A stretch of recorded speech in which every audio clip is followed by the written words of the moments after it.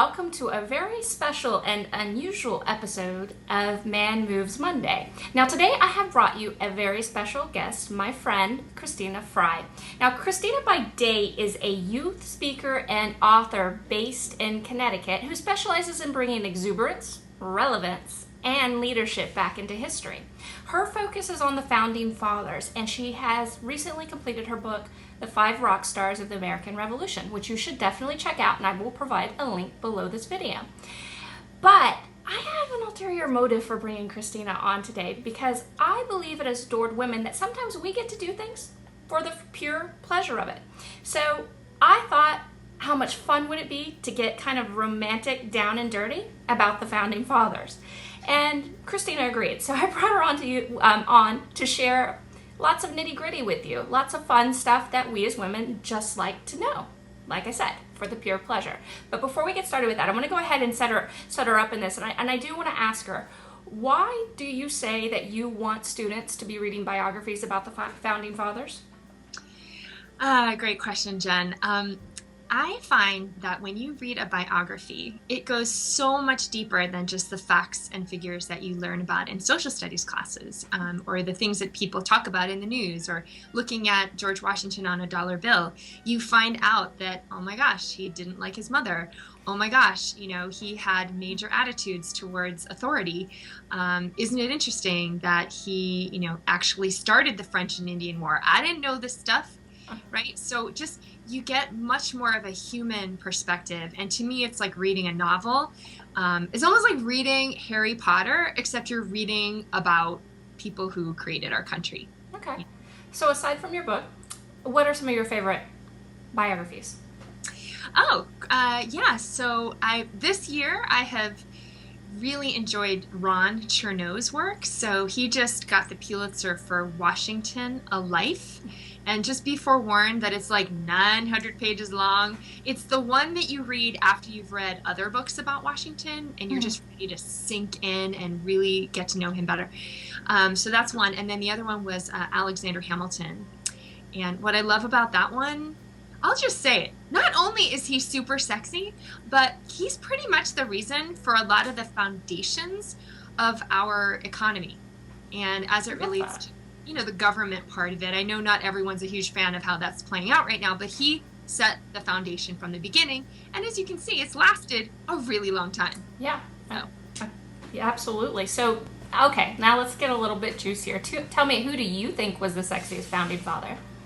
Oh, how to pick just one. I would have to say right now, and I do change my mind depending on who I'm focusing on, but right now I'd have to go with Alexander Hamilton. Okay. Here's a guy who he grew up as a bastard child of a woman in the West Indies. Okay. And just a nobody. And then he shows up on the scene in New York City, starts going to Columbia University, it was King College at the time, and within a couple of years, he's like one of the most powerful people in the country. He's working by Washington's side as an aide, and I'm realizing that this is not really super sexy, but what is really sexy about him is that he just was super duper passionate about everything that he did. Passion is super sexy in my opinion, especially in men. Absolutely. Do you think that was what caused him to rise so fast, was the combination of passion and dedication? I would say it was a huge help. I also feel like it was fate. I know that's weird to say in this day and age, but he just had some cards dealt to him that just seemed kind of wackadoodle. And that's something that's fun. I'm not even going to tell you what they are. It's just like something to dive into if you pick up a book about him. It's fun to discover. But yeah, so that, his passion, his total focus, one of the reasons why he's so passionate about America is that he wasn't an American. He came from the islands, so he really appreciated what they had in the colonies, where a lot of people didn't see what he saw. I like that. Okay. Yeah. So, next question. Who do you think was the naughtiest founding father? That's a good question, too. It's kind of a tie between... It's actually a three-way tie. We're going to go with Hamilton, who had an affair while he was in office. Alexander Hamilton. Yes, he had an affair. Then George Washington, who he didn't really act on it, but he had this love of his life that he had a crush on forever, and it continued through his marriage to Martha. Was it reciprocated? I think she appreciated him. Her name was Sally Fairfax, but I'm not sure she felt romantically towards him. Maybe a little bit. And plus, he was a kind of a ladies' man. Like, he would dance with all the ladies at all the events during the war. And as president, just like women swooned around this guy. And then the last one would be, I would say, maybe that's it, actually. I was going to say, well, of course, Thomas Jefferson. Of course, Thomas Jefferson. Bad boy, and everyone knows why. Because he had... Well, for those who don't, go ahead. Ongoing affair with Sally Hemings, which he kind of kept hush-hush. And this, all the while, he had a pretty unenlightened perspective on the slaves that were working with him. So just a lot of what I would call hypocritical attitudes and actions. Okay. So, just saying. So he was pretty naughty. Yeah. Okay, so he was a playboy of that era. Okay, so now let's go to who do you believe was the best dressed? Oh, that's no question, Thomas Jefferson. Well, okay, that I say that now I realize George Washington was really persnickety. You could even say anal about how he dressed. Mm-hmm. And he looked really good, his soldiers at the beginning of the war thought that he was sort of almost effeminate with the way he was so perfectly dressed. I'm kind of exaggerating, but Thomas Jefferson just spent a huge ton of cash on the way that he dressed, and he always had these elegant coats, and he was like kind of a handsome guy. I don't think as handsome as most people think he is, but did he have a purse by chance? Did he have what? A man purse by chance? I'm just joking. Go ahead. Yeah, I wouldn't be surprised. So we've got Thomas Jefferson, and then running a close second, George Washington. Yeah. All right. Now, who was the founding father that most women were in love with in the 18th century? Also an easy one. That's George Washington. Okay. George Washington, just by his sheer courage, captured everybody's imagination, especially women's. They just saw him as this sort of brooding, romantic character, didn't really say much, which was true. He was very quiet and intense. And so when he walks in a room, you can just feel the power coming off of him, and you just want to go over there and grab some of it, Mm-hmm. Like, ooh, he must be really good in bed, let's just say it. Because he has all this passion that's sort of banked down inside of him, right? Plus the fact that he was an amazing dancer, and usually... That definitely helps. Right? Like, if you were dancing with him, and he was tall for the time, he was like 6 foot, people, and he was like, really... Jefferson was tall, but he was kind of lanky. Washington was tall, but he was built. Like, he was solid. So imagine being in the arms of that guy. What was tall back then? Like, I would say anything over 5'10". Was tall. Okay, because we're talking a little bit different than what we're used to these days. Now, for instance, I know I was reading something about how Bill Clinton, he's very magnetic when you're in his presence, because he has amazing eye contact that kind of speaks to your soul. Were there any reports of of men like this during this time, or was it just based on some of their actions? Yeah, out of all of them, just kind of thinking through all the people that I've written about, like Paul Revere, John Adams, Thomas Jefferson, Ben Franklin, George Washington, and of course Alexander Hamilton, James Madison. Out of all of those guys, hands down, George Washington had that kind of presence. Okay. It's not like he would stare you down and like bring you in with his eyes, but just the sheer presence of him, just everyone wanted to be around him. They just did. Makes sense. Okay. Yeah. So who most likely had the best physical relationship with their own wife?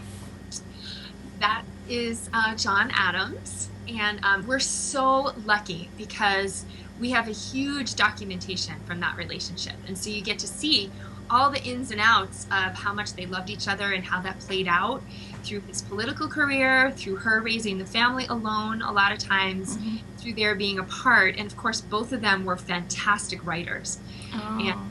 yeah, and they just absolutely loved each other. They didn't like each other at first, but then, How did they end up together? well, they had met when I think she was about 15 and he was 25. And then they just thought, oh my gosh, that other, like, so John would think Abigail was talking too much and too smart for her own good. And that's exactly what Abigail thought about John Adams. Like, boy, he can talk. But then as they kept at it, this is sort of the benefit of having a local relationship, because friends of theirs all knew each other, like everyone knew each other, so they kept in contact. So instead of staying stuck in that first impression, they had lots of opportunities to see each other, and it just sort of evolved into a mutual respect. So by the time Abigail was 19, she fell head over heels, and the same was true for John. And so throughout the times of separation, through communication and writing, they were having a long distance relationship, and they were able to nurture it and take it to another level through being beautiful, brilliant, and open writers, I imagine. Absolutely. And one of the things I learned about, Adams went overseas to go to Paris to negotiate some money for their war effort. And he was really lonely. And one of the reasons he was lonely is that the Parisian court, like, no one there loved their wives or their husbands. And so the fact that he was deeply in love with his wife, Abigail, no one understood that. So he couldn't talk about it. He couldn't say, oh my gosh, I just don't feel like getting up today because Abigail's not here to talk to. Like, no one would understand that. Wow. So, yeah. It's a man after my own heart, I have to say. So, okay, can you tell me a little bit about Benjamin Franklin's Aussie reputation, especially when he was in Paris? Yes, he's an interesting guy, because a lot of people think he was a ladies' man, and in certain respects he was. He was married when he was younger, but she passed on when he was in his 50s, I believe, so pretty young. And then when he was in Paris... By accounts, were they in love? No. No? Okay. No, it was definitely a marriage of convenience. He had one child out of wedlock, and then they had a child together. Her name was Deborah. So, but they spent tons of time apart, kind of like John and Abigail. But anyway, so when he was in Paris, everyone's like, oh my God, he was so famous, and everyone loved him, and he had all these affairs, especially with this lady, Madame Helvetius, and the way he learned French was just flirting with French women. Like, the thing is, he was in his 70s by then, right? And I don't care what anyone says. Like, when you're in your 70s, unless you have the help of Viagra, and especially with the diet people had back then, like, you are not going to be Mr., let's have a great time in the sack. Like, because he's just not physically able. He was affectionate towards women all his life. Mm-hmm. But, Walter Isaacson, his very famous biographer, the same one who wrote about Steve Jobs, he says very plainly, he loved to flirt, but not much more than that was going on. That's funny. But it actually, to me, makes a lot of sense, because it's not always about the penis. It's sometimes what you can do with other parts of your body that really count. So maybe he had it absolutely made, that affection. Yeah. Yeah, I totally get it. All right. So tell me about Paul Revere. He seems kind of like a regular guy. Is there anything interesting there? Well, it's funny. Romantically, people think, well, what's the big deal? The guy rode on a horse. He told a bunch of people about, the British coming. Whoop-de-doo. But it turns out that first of all, he was a really cool guy. He was really solid. And if you had something you were fighting for, you would want this guy on your side, because he would look people right in the eye and just ask for what he wants. Like, really solid guy. His first marriage was really sort of, I'm going to call it lame. Like, the woman was not very intelligent. Her name was Sarah. And she was kind of a weak constitution. So she had a bunch of kids, and then she died very young. So then his second marriage was very different. He met this woman. He was in his 40s. This woman was, I think, 29. Her name was Rachel Walker. And she really had her own mind. So when they get married, the first thing she does is she goes into his house and she looks around and she says, why are there all these paintings of dead children from the French and Indian War? Like, a lot of people did that to honor them. It's like, enough, I'm not doing this. So she takes them all down, and he just kind of takes it. And if you can imagine, women's rights were not really that prominent back then. But this was truly a marriage of equals. Like, she was there as his partner through their whole career together, helping him in his business, all that kind of jazz. So I'm not sure about how it was in the sack, but I'm imagining it was pretty darn good because they got lots of kids and she was beautiful and they just seemed to really like each other. I'm gonna even take the beauty part out. When you have a meeting of intellectual minds, because I'm gonna throw in a little learning piece about we as women here. You know, long-term commitment really depends on that intellectual meeting of minds. Yeah, and it's huge. It's a foundational factor, and what you're telling me now, because I'm going to be very honest, I don't study history very much, but this is so much fun to talk about because it shows and it illustrates what I've been saying for a while. Is it's not about what goods you have physically, it's more what you're bringing to the table and what you can do with it creatively and intellectually. That's going to turn him on for a lifetime. So, yeah, I like that. He sounds like my kind of guy, to be honest. I love a man that has conviction and is willing to go to the mat to protect you. Yeah, that's really sexy. Yeah. Absolutely. Okay, so why are the Founding Fathers some of the sexiest men in history? Well, what I find, Jen, is that, okay, so right now, 2012, it's a pretty nutty time. There's a lot of things that are up in the air. A lot of transition is happening. Things that we used to rely on are sort of changing, whether it's the economy or the way that people practice their own religions, even like just things that we see as these pillars of our society are changing. Mm-hmm. And so that can be pretty unsettling. And to go back to the 18th century and realize that our country was not a done deal. Winning that war, not a done deal. Everything was crazy, nutty, up in the air. Just like today. Same thing with like the economy. There were 13 different economies, but for example, Boston was totally, they were in the crapper, quite honestly, economically speaking. And, the colonies down south were not doing that great either. So it just has so many parallels, and to see these guys, and I call them rock stars. Here's my book, Rock Stars of the American Revolution.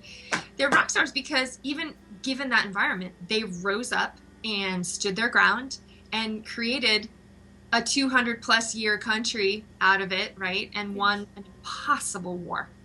You gave me chills, by the way, when you said that. Yeah, it just absolutely that. I can see a whole people cover sexiest men